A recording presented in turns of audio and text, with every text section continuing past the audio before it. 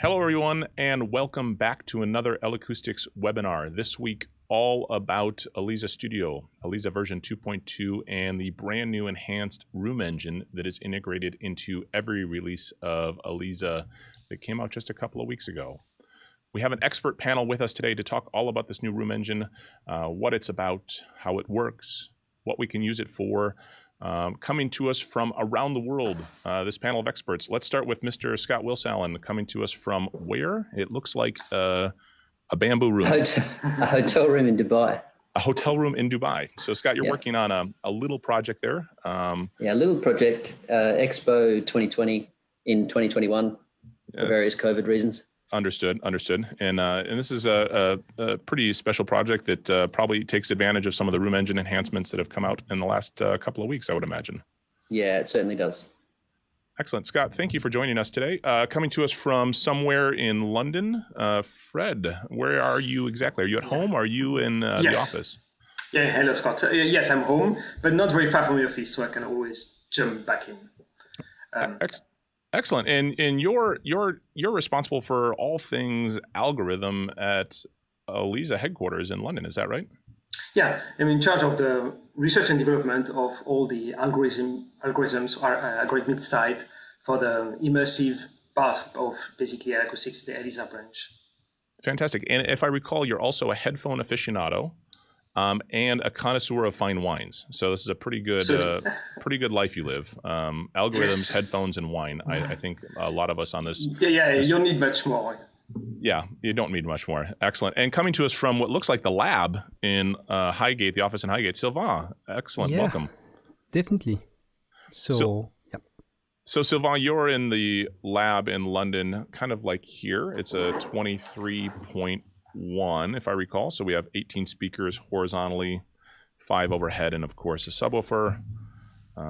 You guys have a couple of different work surfaces, from a live console to edit consoles for digital audio workstations. But that's not obviously why we're talking today about the lab here in Westlake or in London. We're talking all about the room engine. And my first question is, what is different, Sylvain, between a room engine and a reverb?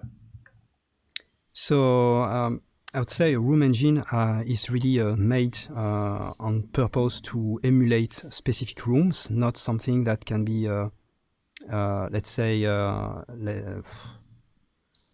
say unnatural, while a reverb engine will have more capabilities to be able to create some unrealistic space just for aesthetic purpose, mostly. So yeah, that's how I would see the difference between these two beasts. Now, Fred, is there a algorithm difference between this? Is there we're talking about creating a real space or emulating a real space? Well, typically, yes. Typically, there will be quite some fundamental differences between, let's say, what we call a 3D room engine, let's say, and what a reverb would be typically used more like as an effect. Even though there is also some overlap in terms of usage behind the scene, the room engine, as we see it, takes into account the space, so the geometry in some ways, and therefore where the different sounds will be inside it. So we create this common space with the room engine. So that is really a key element that helps give the realism that is unique to that type of algorithm. Got it. So a reverb is just a sound, but maybe doesn't encompass anything about space directly, versus a room engine thinks about maybe the size of the venue you're using. So I imagine, Scott, that this is a dramatic change as soon as you're doing a show for more than 50 people, thinking more room engine versus reverb about creating a sound of a space. Is that maybe a good way to put it? Anywhere that speed of sound is an important factor, and that's geometry. Got it. So Sylvain, you said something, and I think it was a good word of creating something real versus, I think you said artificial or unnatural. Artificial. Yeah, there you go. Unnatural. So I think, of course, of all the sound effects that is in a reverb processor that was created years ago, right? So it's the spring verb, right? That's probably not. I don't know of a room that has that sound. No. But maybe somewhere in the underground, but otherwise I'm not sure. Yeah, sure. Or a plate, right? I don't know of any rooms that sound like a plate, but those are real sounds we use for music production, right? For a specific sound or effect with something, and that's very different than the reverberation we get from a natural space, right? Now, are there different types of room engines on the market? Are there different types? How do they differ? I'll throw that to Fred. Are there different types of room engines? Yeah, I mean, there are very much different ways to approach recreating a space, really an immersive space in a 3-dimension. You may go the kind of brute force way of using convolution reverbs and having an impulse response for all the possible direction in space. That would be a possibility to approach room engines. Or you have what we're doing, which is more a hybrid of algorithmic convolution in some ways, because we put a lot of emphasis, for example, on the controls. But there are others, because also you may use like the ambisonic kind of representation as a way also to save and process the sound also in space, but which also has its own pros and cons. Got it. So there are many different ways. Yeah. Scott, do you see these different types? Do you have different applications you use? Maybe these different types, that brute force model. So as I understand it, Fred, the brute force is I go into a real space, I actually capture the sound of a real space, and then I recreate the real space somewhere else. Is that a good summary of that? Sorry, you're asking. Who are you asking? Fred. Sorry. I of course, my bad. So, Fred, is the brute force method the acquisition of the sound of a space? So I go to some venue and actually measure what that room sounds like. Is that what you're referring to? Yeah, absolutely.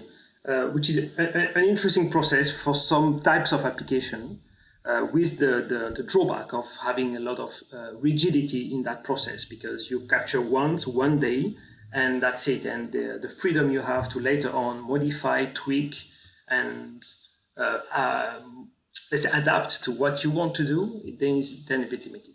Got it. And Scott, do you have a use case where one is preferred over the other, that maybe that brute force model versus an algorithmic style? I don't. The question's difficult to ask because I don't think the question's quite right. With all due respect, the problem is: are we talking about tonality, or are we talking about the implementation in 3 dimensions? Got it. So the tonality is with a capturing an impulse response. You get the time domain, and you can adjust the tonality to some extent, but you can't change decay rates and you can't change anything of that impulse response. It's what it is. Something that's more algorithmic, there's more adjustments available to you, especially in the time domain. And that's all very interesting in creating the right kind of tonality so that the sound of the reverb is nice, is pleasing for what you're trying to achieve. And we've had good reverbs for a while. That's not a new thing. Yep. The thing that's new is a reverb that's spatially aware of the space in which it's being used. So if we think of a typical reverb usage, it's a channel or a stereo return of something that you send it comes back. Great, brilliant.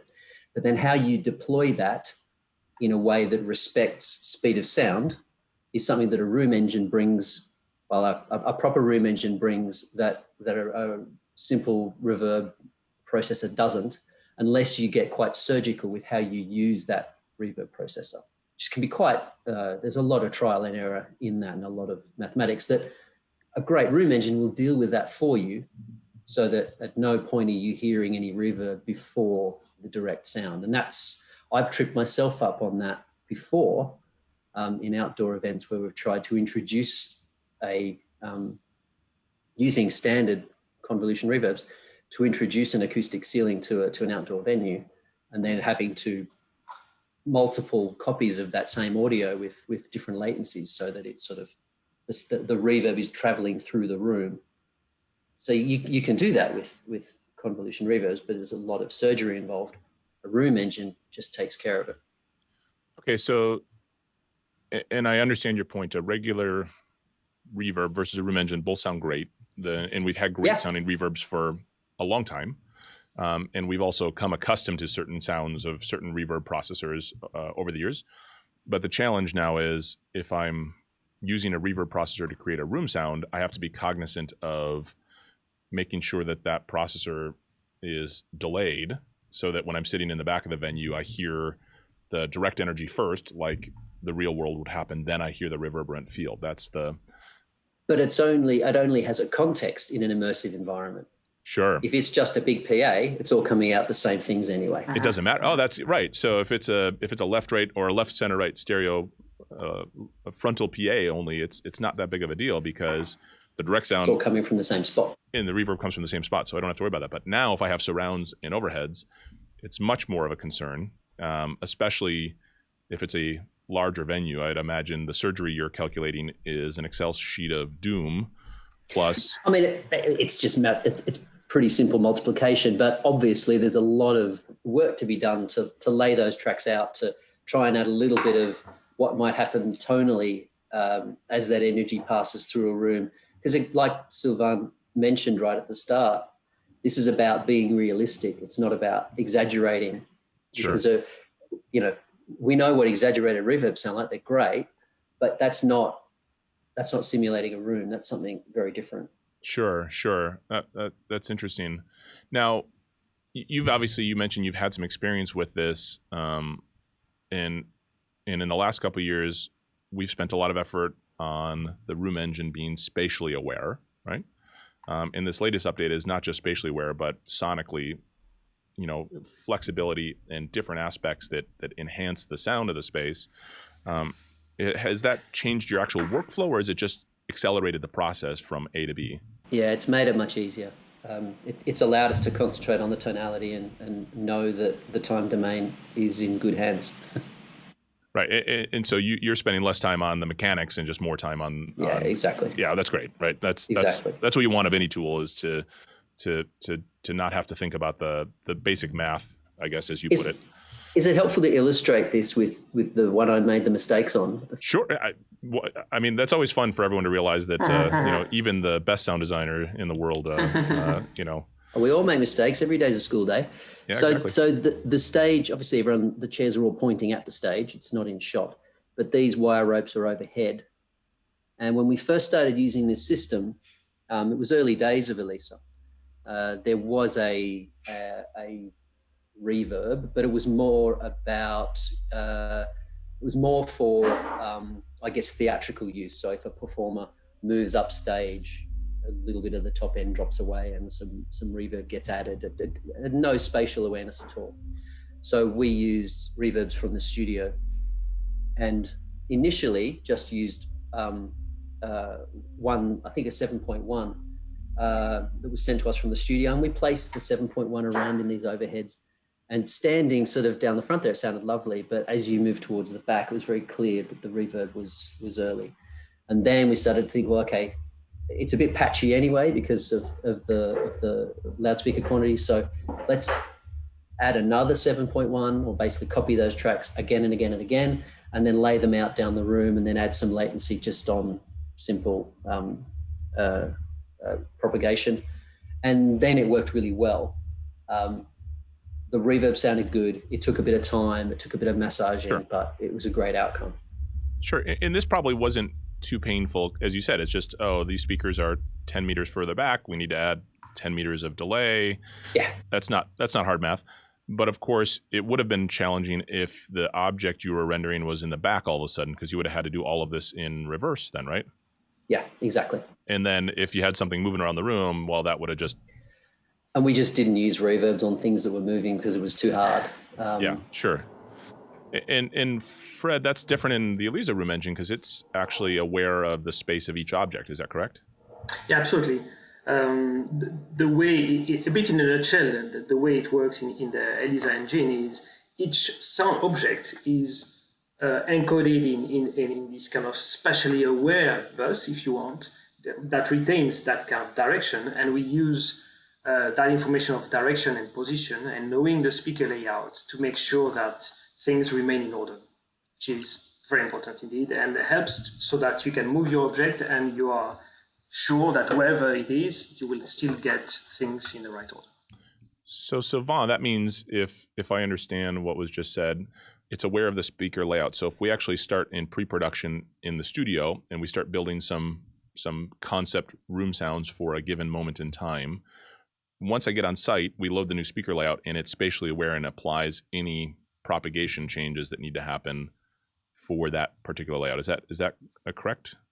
Yes, with certain limitation, of course. If you are in a very small space when you are doing your pre-production and you are still emulating a space that's quite small, of course, if you start to scale it at a very high level, you will not be able to really emulate this space that was really smaller. So you have to adapt a bit to what this gigantic size, I would say, if we look at Scott's projects, would look like. So yeah, it works. Of course, it's really the optic of this reverb, but of course you have to be realistic, and you cannot emulate 400 cubic meters room in a space like Scott is using. Yeah. Okay. So I can make it's not really possible to make a room sound of a small space in a large venue because, of course, the reflections would have to arrive before they could even get there. But it is possible to make a small space sound big. So as long as I'm cognizant of that, I can think in pre-production of whether I'm in Elisa's studio on headphones or maybe in the lab in London or Westlake. I can realize this is a big space. We have to be cognizant of that. We can't make a big space feel small per se, but we can play within those limitations. That's interesting. So the algorithm is aware of the object position. It renders that to the space given the speaker layout. And as the speaker layout gets bigger, it correctly applies the latency needed for the room engine. Indeed. In all those positions. Yeah, it will try to match as close as possible to what you want, but giving indeed like the laws of physics. Yeah, sure. So physics has laws and not suggestions is what a friend of mine says a lot, and I think that's great, right? So it is, I think, about 330 meters a second, give or take a few, depending on. By Scott, it might be a little faster, I think. Is it when it's that hot and dry? Not dry. Not dry. Oh, no, quite humid at the moment. Oh, that's good. So you actually have high end in the PA. That's nice. Out here in California, we are challenged by the dryness, so that's always the fun part. So, all right. So the room engine we have is spatially aware. That's great. It's not a measurement of an actual space, so it's a recreation of that in algorithm. So that means, of course, we can modify the sound for the venue we're in. So I'll throw this to you, Scott. How does the room engine use change based on the sound of the space? Like, what do you have to think differently when you're in a venue? I think it's easier for me in that most, or not most, probably just over half of the projects we do are outdoor venues. So the tonality of a space is less of a factor for us because we are outdoors. So we get to create our own. Okay. To take this into an indoor context, that's, I think, where the tonality of the space, the natural tonality of the space, is something you would need to be aware of and adjust the time domain within the reverb engine to suit. Got it. So outside, you can kind of create what you want. You don't have to worry so much. There aren't many or You're not adding to an existing room tone or an existing sound. It's pretty. There'll be some specular reflections. There's no reverberation. Sure. And versus when you're doing a show inside, there's already an inherent amount of room sound, obviously. So now we have to add to it.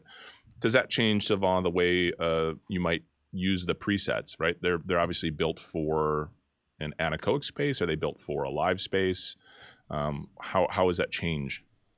Yes, so as you said, they are not built in purpose for anechoic space, but yes, we are trying to we have tried to achieve a preset that is the most neutral possible. So that would work. That would achieve a good compromise between headphones and very dry venue, or even in a free field. So of course, then you would have to tweak your reverb depending on what the room is already providing.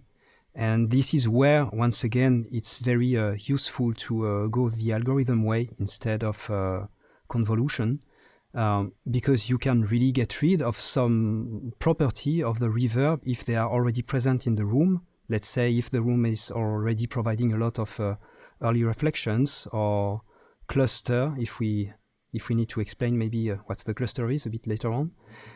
Or if you have a late that's maybe a bit too sharp in the way it stops, you can, let's say, smoothen a bit the way the reverb would behave.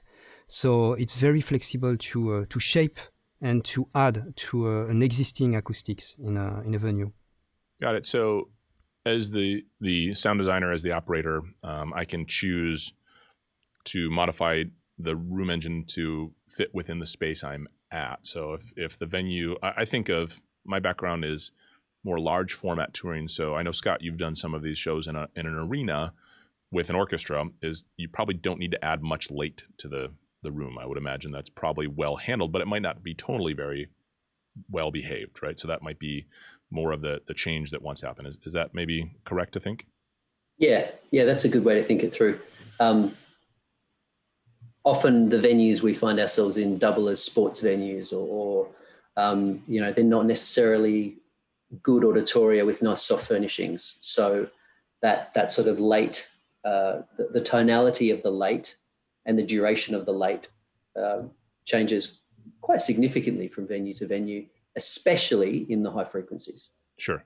Right. So a venue might have a long late time, but it might be quite dark or dull in one space. And I would imagine it even changes from sound check in that sports venue to showtime when you add 20,000 sonic absorbers. I would imagine that has a pretty big impact. Now, Fred, I want to go to you real quick because Sylvain said something, and we keep talking about late and early and cluster. Myself, this Scott is not a proficient user of mini reverb, so I'm not familiar with all of these terms. Can you kind of maybe elaborate on what those components of the room engine are? Yeah, so most people are familiar, of course, with the first reflections and the late reverberation. First reflection, of course, being the first tap that will arrive to the ears, created by, of course, reflections on the nearby surfaces, and they tend to be blended perceptually with the source.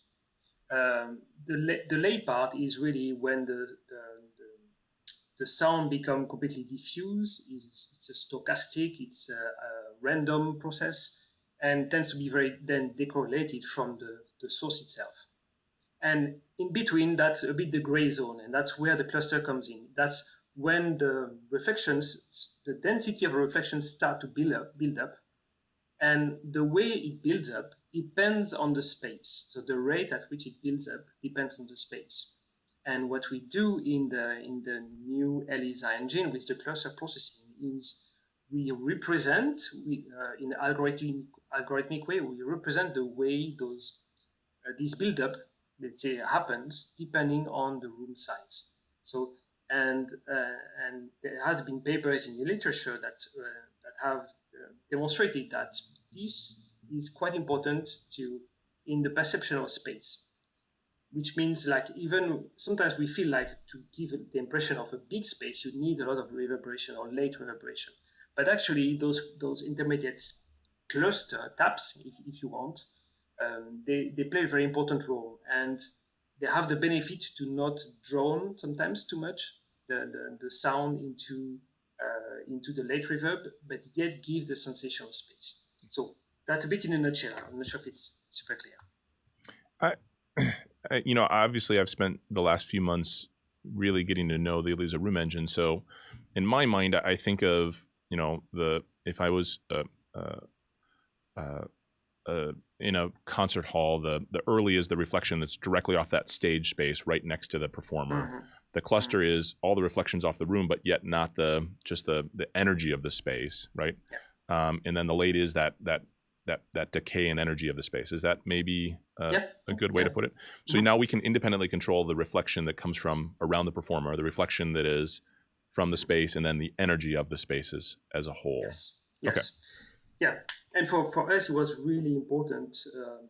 We are talking about adapting to a different space. And what we wanted to do is make sure the controls are very independent between those three different sections. Got it. Because sometimes for example, in a reverb engine, you have the early feeding into the late. So you're controlling one and you're changing a bit the other one at the same time. And that's what we wanted to avoid, so that you can really fine-tune like your recipe very well and very efficiently, like all those 3 sections, depending on your needs. So speaking of recipe, Sylvain, we've got 36 presets that have been pre-built. Is that correct? 37 if we count the dry preset, but So, I'm not sure this one. No one's counting. Per preset. No. Yeah, exactly. No one's counting. It's 37. Fair enough. That's good. So that's like on the console when they count the 2-track input return as a set of inputs, right? It's just not quite fair. So 37 presets. Thanks for the update there. So I think you had a really interesting thing you said to me the other day, which was what's neat about the presets in the Room Engine is obviously there's 4 primary categories, which is a definition of the space, and then we can control the size and the tonality. So you have 3 choices of size, 3 choices of tonality. So the first time I did the math, I forgot how multiplication works, and it's 4 times 3 times 3, as opposed to 4 times 3 plus 3. So that's 36. But you said something interesting, which was it's in the Eliza Room Engine, it's always possible to make one sound like another. So you can start with any preset and modify to end up at any other. It's not limited. There's no difference in algorithm for any of this, correct? Yeah, it's all these presets. They are just setting suggestions. They are not. They are, let's say, starting point for you to start to build your sound. But there is no like secret settings in the backend that would make this different sound inherently different. It's the same. We are starting from the same reverb shape, let's say, and from there we can really tweak the sound very deeply with the parameters that are completely open to the user. Got it. That was really something that we wanted to keep. At some point, we were hesitating. Maybe we should try to have a different recipe for different sounds, but we thought that it was a lot more powerful to have a single sound that you can tweak, let's say, to the infinite. Sure. And there's 14 different parameters to control, categorized for tone, space, and time. Is that our scenario? Yeah, and gain as well, And because gain as of these different sections. Right, so we can actually turn up and down different sections. Scott, is there an application where we might, turn up and down different sections, or I believe there's even the option now to send to only certain portions of the Room Engine as well. Is that something that makes sense from a natural scenario, or is it kind of an unnatural maybe setup you might use that as a sound designer? I can see some applications for some other stuff that I'm not sure we're allowed to talk about, which seem like a very obvious usage for these Sure. for these different elements of the these different components of the Sure. Reverb engine. To be honest, I don't. I mean, these are creative tools as much as they are anything else. Right. This is about locking yourself up for a few days with some tracks and just using it a lot and understanding how best to implement these different parameters for different instruments, for different applications. It's Sylvain used the word infinite in his description of the number of variables that are achievable with all of the parameters. And I think as much as anything else, the power is in your hands. It's about understanding the tool. So Sure. by me saying one thing or another, I'm only giving you my examples based upon my use cases, which are quite limited compared to someone that is touring a rock show and entering a different venue, a few times a week. That would be a really interesting case to sort of dig into how effectively the different elements of that can be quickly modified to suit that fast changeover between venues. I'm quite lucky in that I'm usually in these venues for a really long time, so we can spend loads of time getting this sort of stuff right. and experimenting and making loads of mistakes and figuring out what works best for us. Well, and that's interesting. What you just said is obviously and I find this interesting is that the same tool, designed for the infinite number of options that Scott, you can play with at your project, yet is quick enough, Sylvain, that we can easily make a couple modifications for the show today, right? I think of, it feels like last year, but it was probably 2 years ago now when Mark Knopfler started touring. That was, Sylvain, you were the first 4 or 5 shows out there, and it was a different arena every day. And I'm imagining that was a big change every day just from the sound of the space. And yet now the engineering staff, the front of house engineer and the systems engineer can adjust maybe the amplitude of the different sections of the room engine to quickly get that preset to be close, right? And that's something that can happen in a few minutes. Scott, you said something, and whether we talk about it or not, I think it's interesting. In the Eliza controller software, you can send an object to the early module, the cluster module, or the late module, or all three, and you can also choose to send it to direct reproduction or not. So we can say just come out of the reverb engine only and not the room. I think of that from a theater sound design background that I have a little bit in. I can have a duplicate object of the actor and then their room engine sound, and I could imagine having that either be with them or programmed maybe not with them, and that could give a really haunting feeling if their reverb sound was coming from a different part of the room than they were actually coming from. I think that could be maybe a bit of a mind twist to everybody. Quite a powerful creative tool as much as anything else, and it's all about spending time with it. Yeah, absolutely. Absolutely. Now, there, Scott, I know you had a really key thing that you mentioned a couple of days ago when we were chatting about in the room engine, there's a master level, which can be hugely powerful from show to show, day to day, preset to preset. I think that was something that was really important to you. I think it was me sort of imagining the life of a touring mix engineer, trying to make it great every single night and entering a new venue. And it's my idea of a complete nightmare, but somehow these people enter these rooms that maybe if they're lucky they've been into before, but often not. Often sports venues with loads of concrete and glass, sometimes auditoria with carpet and soft furnishings, and trying to make a great sound with a PA that goes in and tuned before lunch, doors open at, it's crazy. I don't understand how it works. But what did occur to me, just sort of looking through the application, was that overall level control for the room engine. And I thought that's a very, very smart way of being able to lock in your show very quickly in a way that doesn't change any of the really important stuff you spent weeks programming. Sure. It could be a really good way to solve some problems very quickly.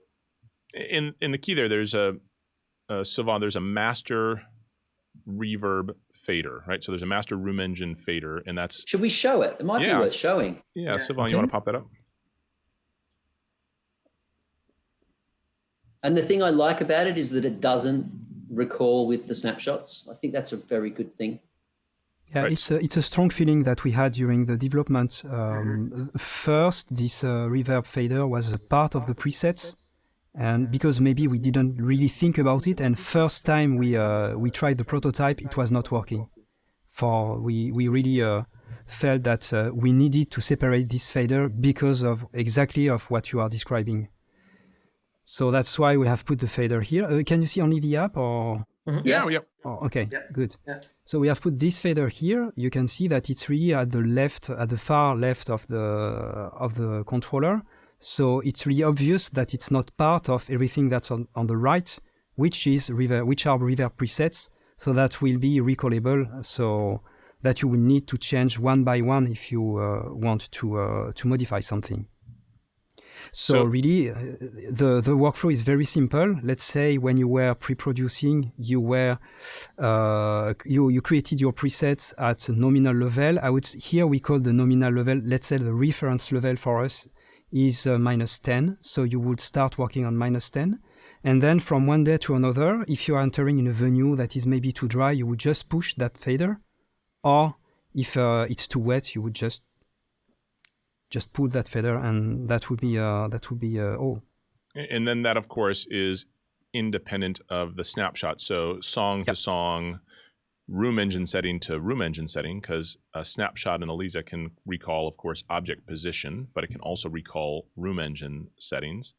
That minus 4 dB that you applied in soundcheck today tracks throughout the show with all the different settings you have. And I suppose even that's a great way, soundcheck, there's nobody in this sports arena. It's a little live.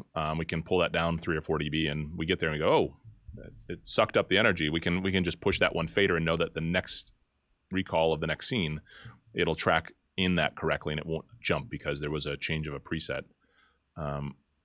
And I suppose that's, Scott, I think from the sound designer standpoint, the mix engineer, that's probably step one to adjusting the space. It's really quick, really fast. You might get into individual settings after that and decide, ooh, our large hall sound is too large. We need to play with that today, but it's at least step one.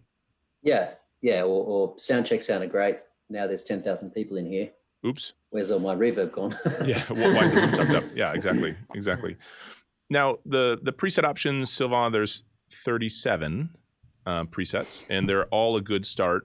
Have you found in your use of this for the last many months that there are some first things you adjust when you play with a room sound? Like, what's your order of operation for adjusting one of the sounds? Do you have a specific one?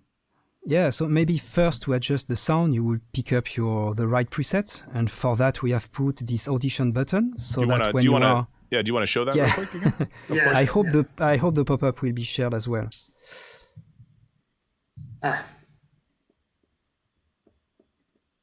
Great, yes. Perfect. Cool. Okay. So the first thing to do would be to enable the audition button, so that everything that is currently going through the processor would be played through the reverb that you have selected in the wizard. So let's say here I want to listen to a theater medium warm. Just because it's selected here, I'm already listening to the result. And if I have selected a combination of colors, for instance, medium bright, even if I'm trying to listen to a different venue type, that will keep the same colors and the same characteristic. So I can really listen very quickly to the different results. So it's the first step to adjust my reverb. Once I have found the one that I want to load, I simply load it in the interface, and then the first thing that we'll do would be to adjust the virtual room size. It's really the main tool. We have even set some dependence of this button. Let's say the onset and the decay time, which are normally different parameters. They are by default linked to the virtual room size. So the first move would be to adjust the virtual room size to get the perception of the volume that you want to have. So it will have an influence on the cluster and on the late reverb as well. And once it's done, I would start maybe to adjust the late, because I'm maybe more sensitive to the late than the other reflections, but it's probably just for me. And I would start to adjust the tonality of the reverb. So we would have the general tonality with the filters, the simple HPF and LPF. Do you want to bring up the yeah, there you go, the EQ. Yeah, it's here. So I would simply adjust the way the entire reverb is colored by the EQ. And then I would start to adjust how fast the high frequencies are decaying over time with the decay ratio. So maybe the best view is here. So we have split in that view the different parts of the reverb. So we have one line for the early, one for the cluster, one for the late. And it's representing the time duration of each block. And you can see that the decay, the late decay has two colors. That's because we differentiate the length of the low frequencies versus the length of the high frequencies. We have a control that enable us to shorten the length of the high frequencies if we want. And it's a very powerful tool, because it's the main way for a late response to really not emulate or to represent the response of a room with in the late aspect. So even on the EQ section, we can see that we have this main slug here, which is the absolute EQ of the entire reverb, and we have a small line which is clearer, and this line represents how the reverb sounds. Can you confirm, Fred? It's half time of the decay? Half the decay time. Yeah, so at half the decay time, we can see that the reverb will already sound darker. So we can see if we have a full decay ratio, so no difference between the low frequency and the high frequency, we can see that the reverb will sound the same half decay time, but we can make it sound darker, and we can change the pivot frequency, the corner frequency, where this drop of high frequency start to occur. And then the other parameters, which are pre-delay, diffusion, it's a bit more familiar, and I will start to tweak these parameters. Then the gain shaping as well. All these space parameters, which are a bit different than a normal reverb, but I would not go for them at start. I would go for really the room size, the color, and then the space response. Yeah, and these are kind of the more complex aspects of a spatial room engine, right? So gain shaping and delay shaping, we can amplify or exaggerate, Fred? Is that the right way to say it? The response based on the object position. So if I have an object on one side of the room, I can amplify the delay coming from the back. Is that maybe the way to say it? Yeah, absolutely. Those controls, delay and gain shaping, are relative to the source position. So yeah, indeed, we are zooming, we're expanding the way the delay will propagate to distribute the late in space. And so that's for the delay part, which gives some very interesting effect. And there we can even create like unnatural things if we really go the other way around. And the gain shaping is here we're just shaping, but more in a static way. We're shaping how the energy is distributed, again, relative to where the source is. And that's also quite a powerful tool. So if I have two actors in a scene I'm thinking of, we could somehow do something interesting and shape the delay or the gain opposite each of them. So as one is talking on one side, it would be exaggerated one way, and one is talking the other way, it'd be exaggerated. That might sound great. Yeah.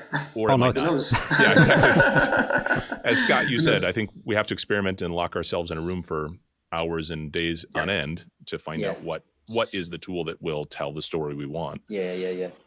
But it does link to, I think, the beginning of the whole conversation about the difference between a reverb and a room engine. Because indeed, we can go, because of that kind of special information, we can go beyond what we could be doing with just a plain reverb. And those are very good examples in terms of delay shaping in space. This is really crazy and interesting tool. And the other element that I thought since then is also that we also pay great attention to the position, the distance element to a source. This is something also that is an important control you have on a soundscape in the ELISA controller. And that's here, indeed, we see in the interface right now how the gains of the different parts, the early, cluster, and late, how they behave with distance. And that, of course, plays a very important role on how it feels like a natural way of it's a propagation time and levels depending on the distance. Let's see how the cluster, and we see the cluster and the early, their level reduce at certain rate with distance, whereas the late has typically very different behavior. Oh, interesting. So this graph, we're actually seeing there's a blue line, and that represents as I move an object backwards in the soundscape, it's attenuating the object, right? Mm-hmm, mm-hmm. And then each of those three components, the early, cluster, and late, are mapped on there in thin, thick, and solid line, thin dotted, thick dotted, and solid line. So as you push that object further and further back, it actually engages more and more of the late portion of the engine. So it's not like it's just a perfectly linear relationship in on-off aux. It's actually changing the drive to each of these components as you move that object forward and back in space, which is really Absolutely. really quite interesting. Oh wow, that's So I think the interesting part here, I find that in some way, if we want it to be like super, in a way, maybe rigorous or following the textbook, we could say the late reverberation should be at a constant level, because typically that's how it's described in acoustics. But however, we also have to keep in mind that often we want also to create a certain effect, and we want to amplify an effect. And therefore, to have this very granular, control over the levels of the late for the early part, the late part of large distance, the far part, helps really to emphasize certain effects, basically. So well, that's. And as you were talking, Sylvain just switched it to that textbook style, right? So late energy is stable and consistent, and the early and cluster are attenuating along with the original object. So that could be that textbook style versus giving Scott and all the other sound designers around the world a lot of freedom to try out many different things to see what's the right thing for their particular show. Yeah, and I think we can also, what's interesting also, we can create a very much a proximity effect with the line arrays that we have at typically deployed in our layouts. So therefore, we can even go beyond what would be naturally the zero distance, really. So when we start to have, let's say, no room engine activated, like here, with this fading in particular, then the source snapped on a speaker really at zero distance would appear actually closer to where the speaker is. So it gives a lot of flexibility. Yeah, Scott, I imagine in a storytelling moment in a show, what Fred was just saying, we can actually use that proximity effect to almost make a narrator come like out of the show, right? Step past that fourth wall. Yeah, it's powerful. Also in that with all of this immersive audio and the enthusiasm that come from the musical directors, composers, and sound designers, we end up with a lot of thickness going on within the soundscape. Very powerful tool to be able to maintain intelligibility and clarity, while still having a really interesting and complex bit of content going on at the same time. But previously, our only tool was amplitude. This is really powerful alternative to that. Yeah, it's really interesting. So, Fred, you kind of swung us all around full circle here, which is great. Does anyone have anything to close with like that? What's the thing you're looking forward to, Scott? What's the next big thing you're looking forward to using this room engine with, or Eliza, or audio in general? Anything exciting coming up? Expo is the big one at the moment. There is another one after that isn't really something we can talk about just yet, but soon we can, and that's even more interesting topic, especially for the room engine. But Expo is pretty exciting. There's a lot of sound designers starting to create content right now, all shortly once we've rolled it out properly, making use of Elisa Studio so they can have a bit of an understanding of what a 130 meter dome with 27 loudspeaker arrays, sort of what that does when you place a probe off center and listen to an orchestra spread out over way too many loudspeakers and hear it all tear apart in the time domain and then put it all back together again. And yeah, so I'm pretty excited to see a lot of the stuff we've been talking about for the last 2 years start to turn into audiences really enjoying an environment so in terms of immersive audio, it's one of the more exciting things I've been involved in. And Scott, that is the most perfect segue possible. So everyone who joined us this week, the next episode, we're actually talking about scale simulation, which is a brand new feature in Elisa Studio and Elisa 2.2. We're going to have a few friends from Alt-J join us to talk about the challenge of immersive audio in a space. It was still large. It wasn't as large as 130 meters, but it was about 80 meters front to back and 60 meters side to side. which in music poses an interesting challenge that once again, I think Fred, as you were pointing out earlier, physics has laws. And so we can't defy the speed of sound. And we have to think about that from a music standpoint, from a programming standpoint. So thanks for that segue, Scott. I appreciate that. Pleasure. Yeah. Fred, anything for you? Room Engine, do we imagine that we're going to add another 500 features or variables? Where are algorithms going these days? What's the exciting thing? Yeah, I mean, of course, we are working a few releases ahead, and unfortunately, I cannot say too much. But let's say it's still a very important topic, and I think there's still a lot we can do in how to make sure we deliver a message in the proper way, regardless of the size, of the scaling, of the type of audience, of the acoustics. So there we still have quite a few things, planned in the pipeline. So very interesting things to come for the Room Engine. And yeah, in 3D also developments that will be, I think, important. Excellent. Sylvain, do we have any more presets? Is there a 38th or 39th preset that'll come out soon? Yeah, it's up to the users. I hope that most of them will find their way in the interface and create some very interesting presets. We are really looking forward to hearing the feeling of the users about that reverb, because we really worked hard on it, and we have explained mostly the technical part, but we have paid specific attention about the simple quality of it, which could not maybe so obvious when we are only speaking about dimension, scaling, and time arrival, but just the pure sound of a single channel of reverb. We have worked a lot, really hard on that. So I hope people will feel that it was worth it. Yeah. Yeah. Absolutely. I have no doubt of that.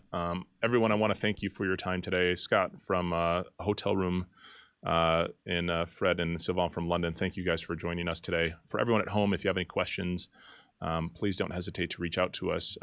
Social media, obviously, all over the internet. You can find all of us. Thank you, everyone, for joining me today. And thanks for the conversation. And we'll see you soon. Thanks, Scott.